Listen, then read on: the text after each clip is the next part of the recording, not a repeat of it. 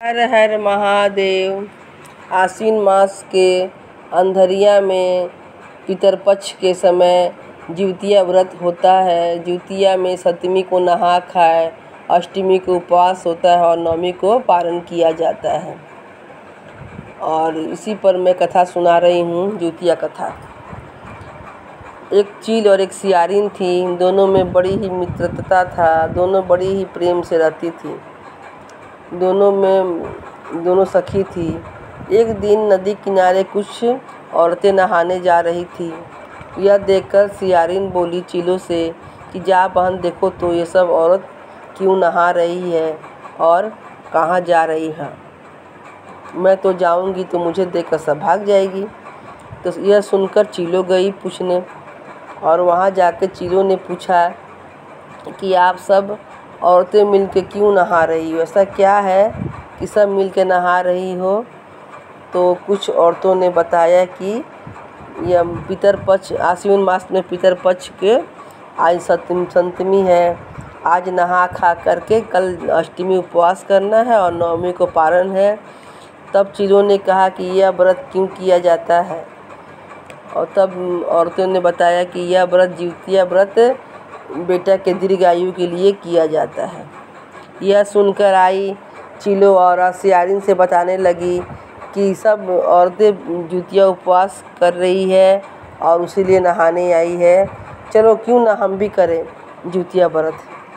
तो दोनों ने मिलकर नहाने गई और नहा खा की और अष्टमी को उपवास हुई। अष्टमी को उपवास दोनों रख ली बड़ी प्रेम से। इधर चीलो बड़ी प्रेम से ही भोले शंकर जी का गुणगान कर रही थी और बड़ी प्रेम से व्रत रखी थी। और इधर सियारिन को तो कुछ देर के बाद भूख लगने लगी। उपवास करने के बाद तो फिर भूख लगने लगा और बड़ी ज़ोर से बेचैन हो गई और छटपटाने लगी, क्या करूँ, कहाँ जाए, क्या खाएं, कैसे उपवास करें हम।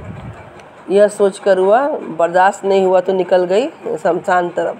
शमशान गई तो वहाँ मांस मिला और जी भर के मांस खाई फिर आके सो गई। और इधर चीलो सुबह उठ के नहा धोआ कर पूजा पाठ करके गौशाला जाकर गौ के दूध से व्रत तोड़ी और वैसे समय बीतने लगा। दोनों बहन बूढ़ी होकर फिर मर गई और फिर अगले जन्म में दोनों राजा के घर में जन्म ली। वहाँ चीलो बड़ी बहन और सियारिन छोटी बहन। तो चीलो का नाम लीलावती और सियारिन के नाम शीलावती राजा ने रख दिया।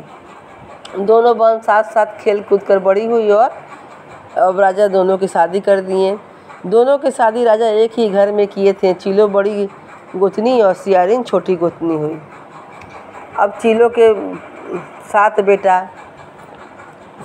जीवित थे और सियारिन के 7 बेटा हो के मर गए। बेटे होते थे फिर मर जाते थे, फिर होते थे फिर मर जाते थे।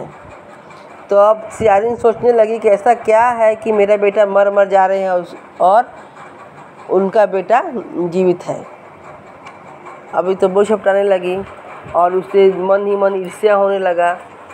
अब वो कुछ दिन के बाद खाना पीना छोड़ दी और राजा से प्रण रखी कि जब तक उसके 7 बेटा का सर काट के अलग नहीं कीजिएगा तो हम खाना वाना नहीं खाएंगे। अब राजा समझा के हार गए। तो एक दिन राजा जाकर लीलावती के 7 बेटा का सर काट के अलग कर दिए और लीलावती के घर भिजवा दिए। अब चीलो खूब खुश होकर खाना पीना खाने लगी। अब लीलावती के 7 बेटा का तो धड़ गिरा हुआ था। अब जीवतवाहन देखे कि इनका 7 बेटा का धड़ गिरा हुआ है लीलावती का, और बड़ी ही श्रद्धा से और बड़ी ही नियम से जिउतिया का उपवास करती है, जिउतिया का व्रत करती है।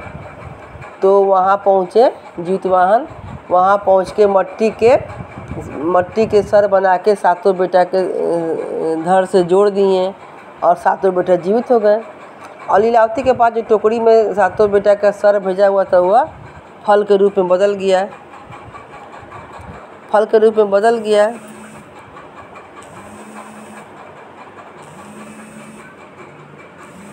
फल के रूप में बदल गया।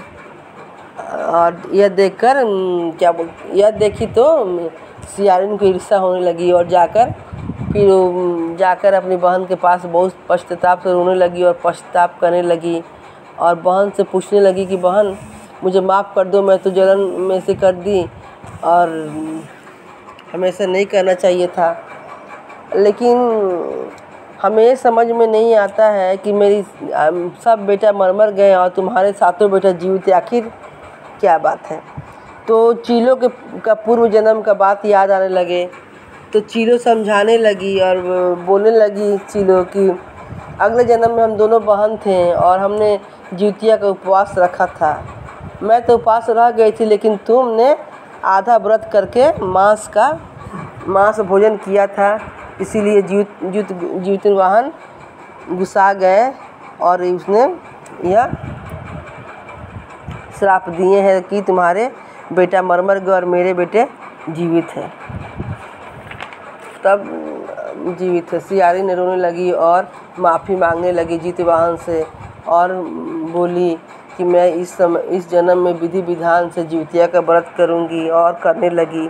जीतवाहन से यह मांगने लगी सियारिन की जो भी स्त्री सप्तमी के नहा खा करके अष्टमी का उपवास करे और नवमी का पारण करे, उनका संतान सब दुख से हटकर सुख भोगे और दीर्घायु हो। ऐसा जीतवाहन से कहने लगी और जीतवाहन ने उसे तथास्तु का आशीर्वाद देकर वहाँ से अंतर्ध्यान हो गए।